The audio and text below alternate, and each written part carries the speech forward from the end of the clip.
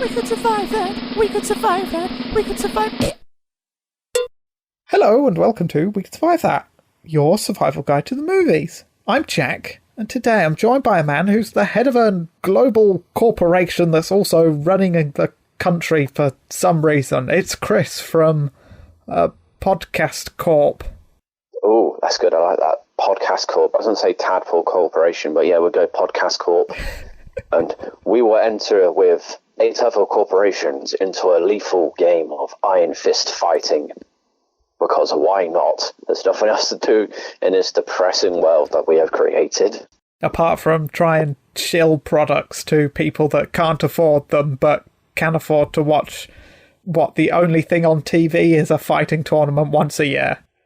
Well, no, I imagine there's other things on TV, but when the Iron Fist tournament's on, that's all they broadcast, isn't it? No one's going to watch anything else. Well, it takes place over like 5 days, and it's not very entertaining TV. You'd think it would be like the Olympics, or maybe bigger than the Olympics, but they treat it with such little pomp and ceremony. It's over in 5 days. It's 10 contestants, so it's not even a proper tournament, because you can't have a proper tournament with 10 people, because you get through the first round and then you're down to 5 people. So you got a one-on-one match and then a triple threat match. The maths doesn't work, Chris. It's a terrible film for terrible people. No, that's not true. It's just a terrible film. Oh my. Chris, we're talking about Tekken because yes, we are. last week we decided, hey, why not look at all of the one-on-one fighting games that have film adaptations, because Mortal Kombat's coming out next week. So we did Street Fighter last week, which was kind of silly, and now we're doing Tekken from 2010, which it's not good, is it? Well, I mean, it depends on how you look at it. If you're watching the film because you're bored and nothing else to do and you're drunk, it's great. If you watch it sober like I did, I'm assuming like you did, and it's the middle of the day and there's other things you should be doing, it's not very great. And you feel like you've kind of wasted your life, not just your time, but your physical life. Like, you're closer to death now that you've watched this film, and you know, you've ruined all those moments. Chris. Yeah. Should we stop doing the podcast so we don't have to watch films like Tekken anymore? Should we just stop? Should we? No, because we watch these films so other people don't have to. That's the sacrifice we make as podcasters. I mean, we could go and do some charity work or something. We could go and clean the streets. We could do so many more useful things with the hour and a half that this film was on. This is charity work, and we're going to claim our reward for it as well, which will be Mortal Kombat, which, dear God, please be good. I really need Mortal Kombat, the new one, to be good. They've released the first 7 and a bit minutes on YouTube, but I'm not watching it. No. I'm not going to watch it. I'm going to wait for the film, which I will hopefully be able to watch later on next week. And oh God, please be good. I want it to be our reward for Street Fighter and fucking Tekken. Well, look, Street Fighter is a masterpiece compared to Tekken. Now, Street Fighter obviously has its problems, but in terms of tone, I reckon Street Fighter is more akin to its video game counterpart. But Tekken isn't, because I've played a little bit of Tekken with you. Not a great deal, and you know more about Tekken than I do. But Tekken the game has got all sorts of crazy characters in it, like a bear, a raptor, a couple of mad professors, and whatnot. Kangaroo. And a kangaroo, yeah, how did I forget the kangaroo? But in this, it is kind of a dull mixed martial arts UFC jumping on that bandwagon, and then there's some fight scenes. I'm sure the people involved in the fight scenes can do good choreography and pull it off, but the way it's shot and edited together isn't great. It doesn't show off what they can do stunt-wise. The plot as well is kind of generic and dull, but you can have a good movie with a bare bones plot. But this didn't engage me. Like, in the first 10 seconds, Jin's mother goes, "Your father is dead." And I was like, okay, this is going to be one of those films where the bad guy is the kid's son. It's the kid's dad. And yeah. The kid's son. It's the kid's son. That would have been a twist. Jesus. No, but it's you've seen it all before, it's been done before, but better. And the only thing it really had going for it was the fight scenes, and they didn't work. The tournament is irritatingly and just stupidly, even in universe, it's stupidly done. It doesn't make any sense in universe, out of universe. It's a terrible tournament. Yeah, I don't like it, and I have other problems, but I've ranted for too long, and now it's your turn to rant, Chris. So I thought this was the greatest mixed martial arts film that I've came across this year. You're a piece of shit. Okay, wow, okay. Jesus. Sorry, I'm very angry. I went into this film knowing it wasn't going to be very good at all. As soon as the film started and he was running around, I already knew the whole thing that, you know, who Jin's dad was and his granddad was. I already knew that from the games and everything. And but as soon as it started with him running around and there's some people chasing him with guns, like you, I was sitting there going, oh crap, I'm losing interest already. This isn't good. Gotta focus on this.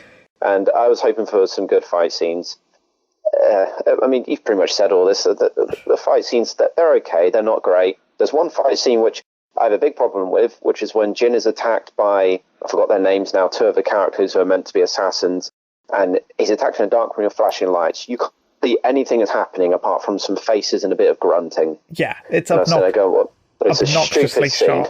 You're saying, like, the intro to Jin running about. That would have been a good intro for like a Mirror's Edge game, like film adaptation, because it shows you what the character can do. They've got skills in parkour and stuff like that, and it's a slice of everyday life for that character. But this isn't a Mirror's Edge game. This isn't a movie about parkourists running around the streets and delivering illegal equipment to freedom fighters and stuff. No, it's a film about fighting, and our intro to the fact that our main character can do some fighting is two guys coming up to him in a bar and going, "You're a good fighter, you should come and fight with us," and he's like, "Nah," and then he wanders off. So we don't actually see that he's got skills, we're just told that he's got skills. So you're saying, should the film have opened up with him in a street fight, you know, fighting for a bit of that new dollar money? Yeah, if you're going to establish his skill set, establish a skill set that is used in the film. Because when does he use his street running parkour again? I mean, he does a kick off a cage, but... There you go, you've answered the question. He does a kick off a cage, he does a flip. You could establish that in a fight with someone else, in a street fight, rather than a street run. Street run. I don't... But he doesn't fight. He doesn't do those street fights anymore. You know, his mum. He's got to respect his mum's wishes. She doesn't want him fighting or going anywhere near Tekken or anything like that. But she trained him for something else. But she won't tell him what it is. I hate it when people train other people in martial arts. But I will train you. But don't you dare use the martial arts I've taught you. Yeah, I mean, she's from one of the Karate Kids films as well, and she's in a Cobra Kai season 3. So she's good. Yeah, she's blown up and never used again. Apart from flashbacks. Yeah, just to give Jin the incentive to enter the Iron Fist tournament, which is, I mean, how many times has that same plot been used? Oh, you've killed one of my parents or both my parents. The only way I can face you is through a tournament. It's just like in the first Mortal Kombat film. So it's like, right, I'm going to have to just enter the tournament to win. Yeah, but it's not even established well enough. It's like his mum and his house are blown up, and then he walks past the place where they just so happen to be holding tryouts for a wild card spot in the tournament, and he's like, okay, fine, I guess I'll do this. There's no urgency to the character. He gets into the tournament and then he spends the 5 days fucking around.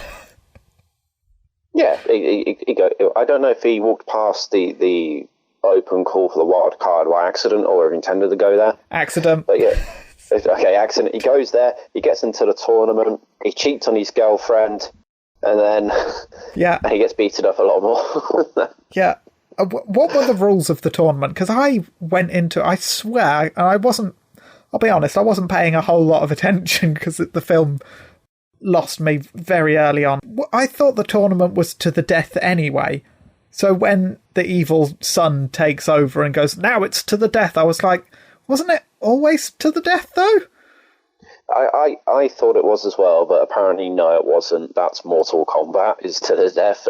Tekken, I swear or the Iron Fist combat is not, apparently. I swear someone said it in the film, or it was mentioned that it was to the death. But yeah, I don't know. It don't matter. He goes in there, he does some fighting, he beats or gets beaten up by a couple of women, he gets his hands busted so he can get his signature red fighting gloves, and then that's it. He's meant to be able to change into a fucking devil. That's what the tattoo on his arm's meant to mean. He's meant to have a devil gene into him so he can change into a devil. So that the whole film, I was like, oh, is he going to change? Is he going to start shooting lasers? They did none of that. But they still gave him the tattoo for the devil gene. But there's some weird rules in the tournament where you can enter the tournament dressed in full samurai armor wielding a katana, but you can't enter the tournament if you're a cyborg because you might be disqualified. What's the difference? Why? I mean, a little bit of armor versus cybernetic enhancements. It's all armor. He's in a freaking suit of armor, Chris.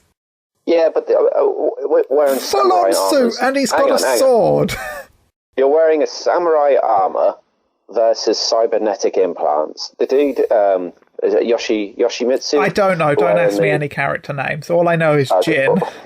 Oh, God, right. Yoshimitsu's wearing a samurai armor. Yeah. That's just normal samurai armor. And then Brian Fury's got the cybernetic implants, which are twice as strong as what the armor is, plus gives him strength. So you can see why that would be illegal.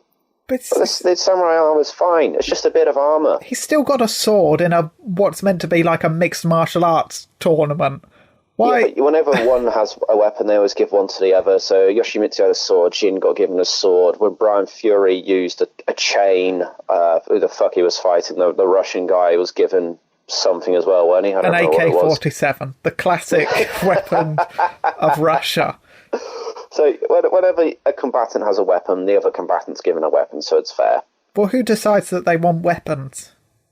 I don't know. If one combatant goes in the weapon, so they probably say, oh, he's got a weapon, we'll give the other one a weapon. Well, what if the other one's like, I don't want to fight a guy with a sword. I'm trained in boxing, so I'm not proficient in weaponed combat.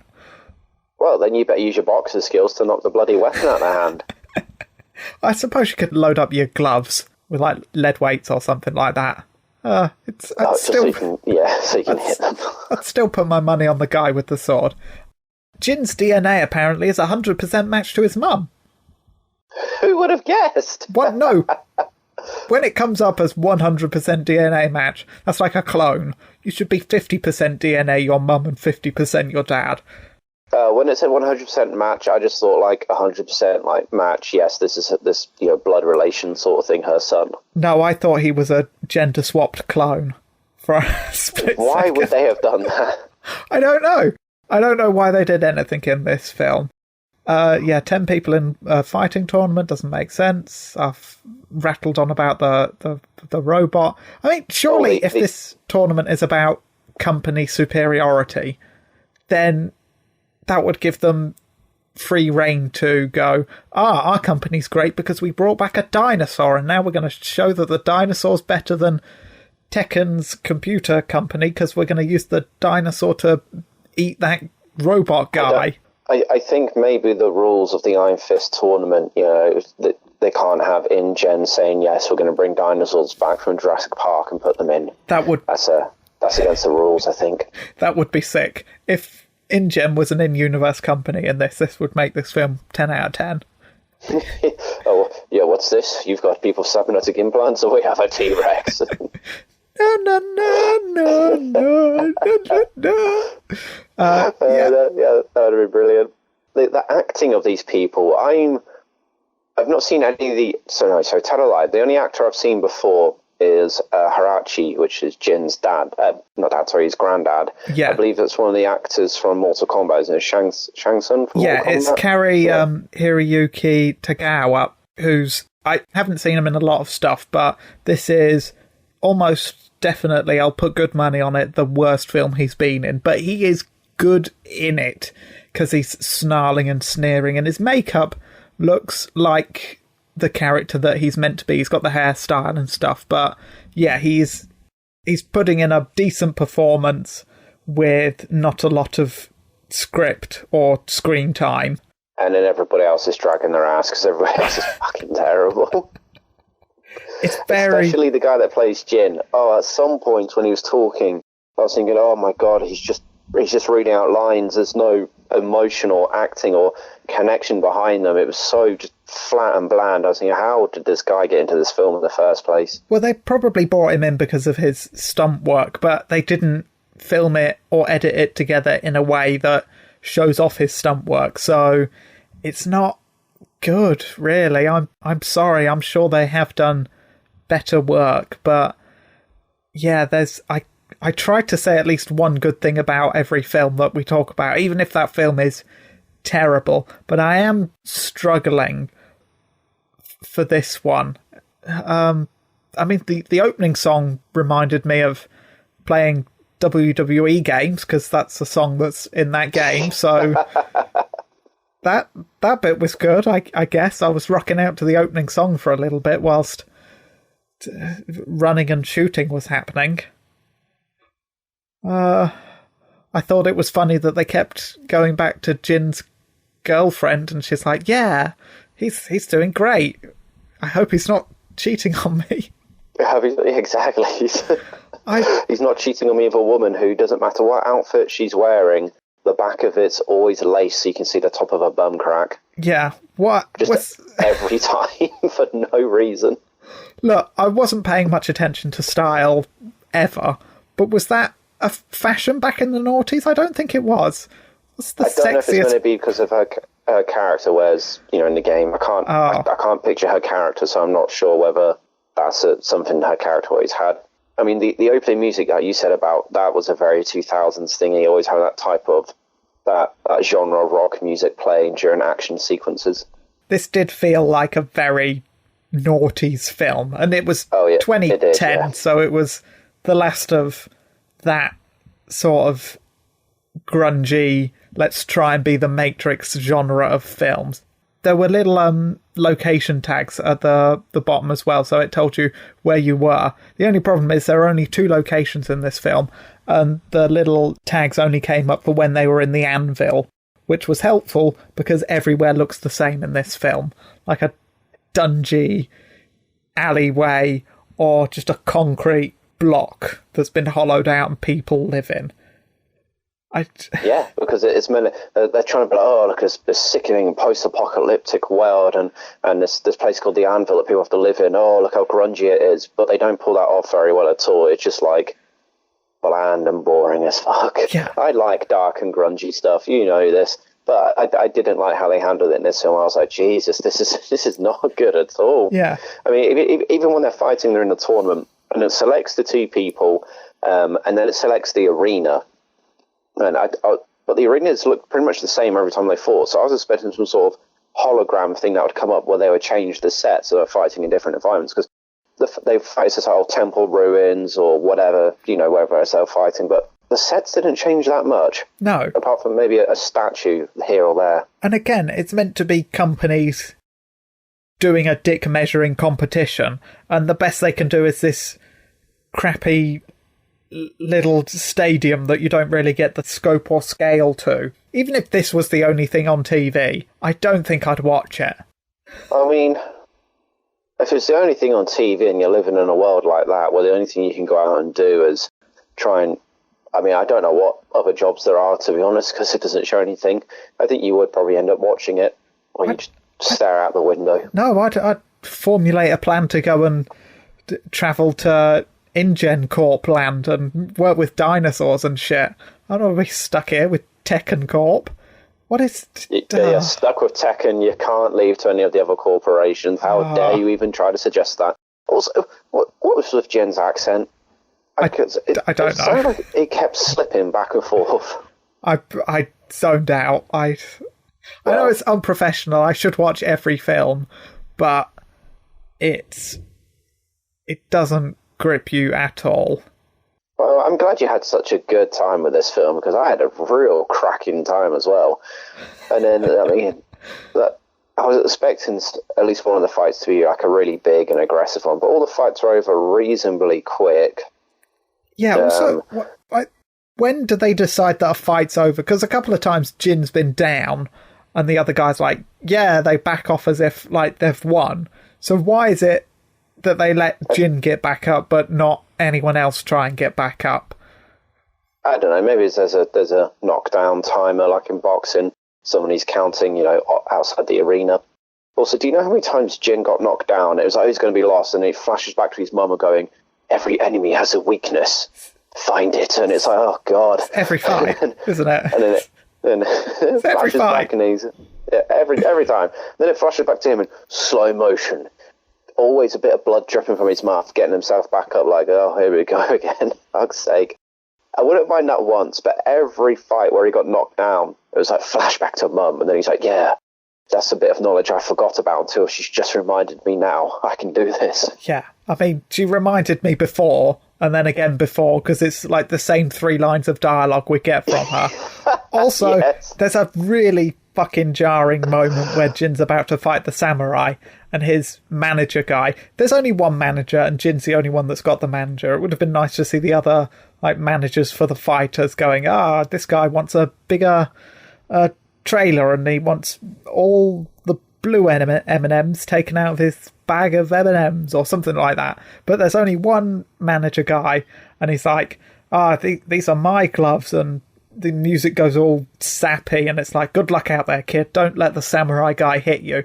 And then that samurai guy just beats the shit out of him until he punches him really hard. But the music in that scene is like so soppy. It's meant to be a big moment, isn't it? Because Jin's getting these gloves that he wears in the game, and then it's like, just give him the gloves and get on it. I hate it with video game adaptions where they give him a piece of clothing or an item they use in the games, and they have to make a big point out of it.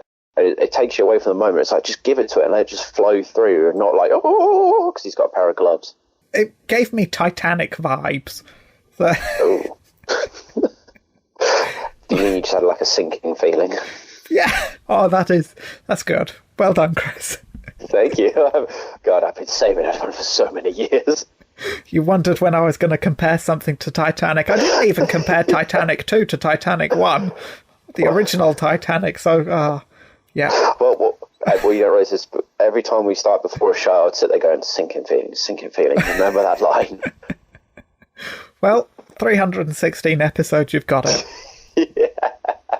We can stop now, right? No, we can't. Mortal Kombat next week. Survival tips, Chris. Who dies? The Russian guy and Grumpy Grandpa? The Russian guy dies, but did he really die? I mean, he's going to get back up. He always does in the games. Did Harachi die, though? Because we see him get taken out, and he kneels down, they point a gun at him, and then there's an explosion.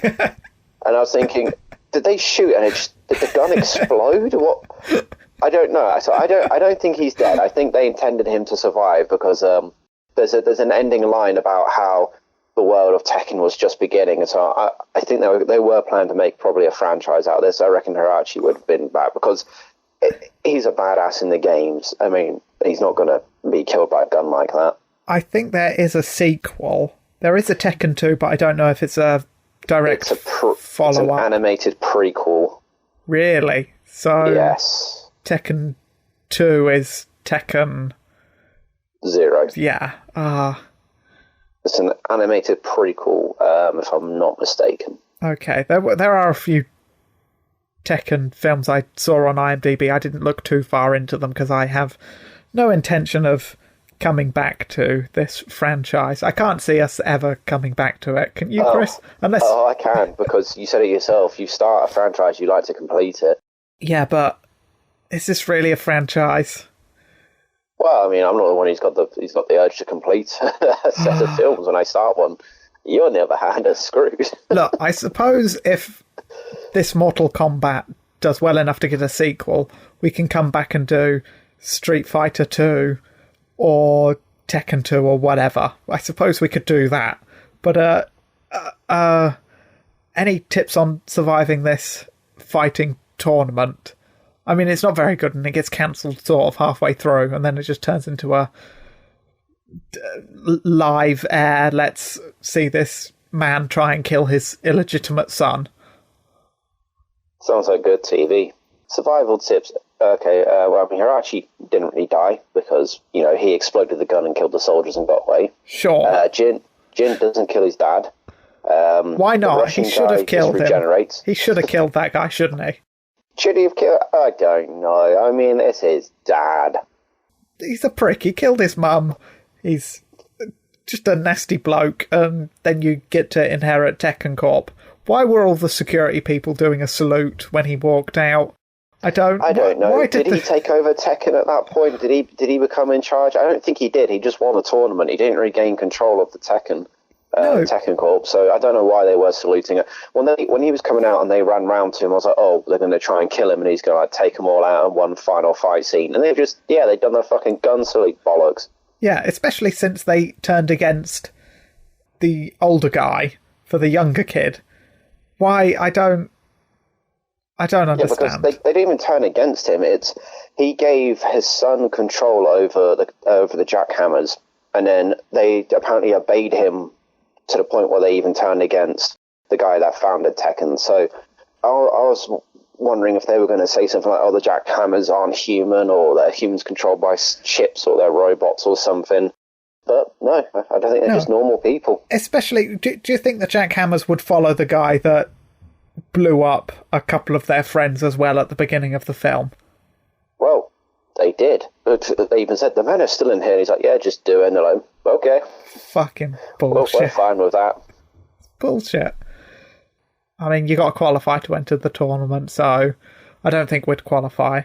Would you want to qualify? Would you want to be the people's choice?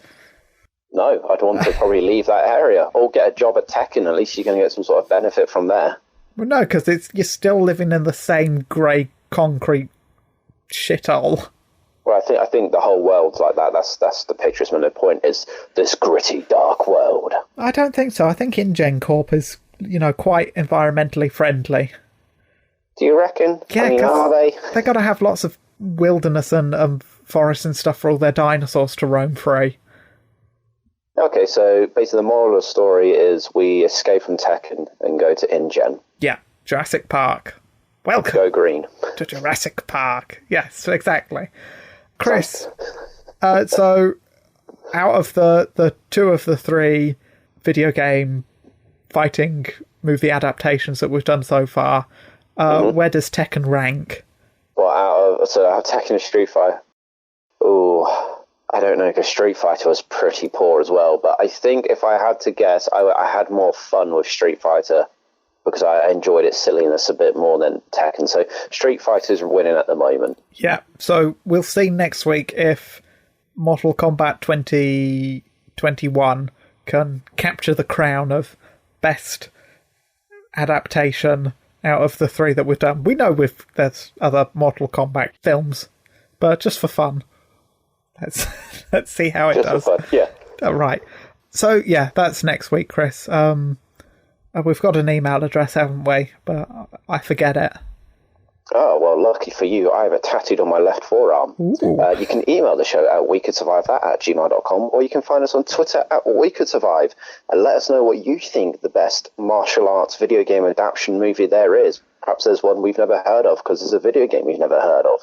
I know there's a Double Dragon film, but that's more of a brawler and not a one-on-one fighter.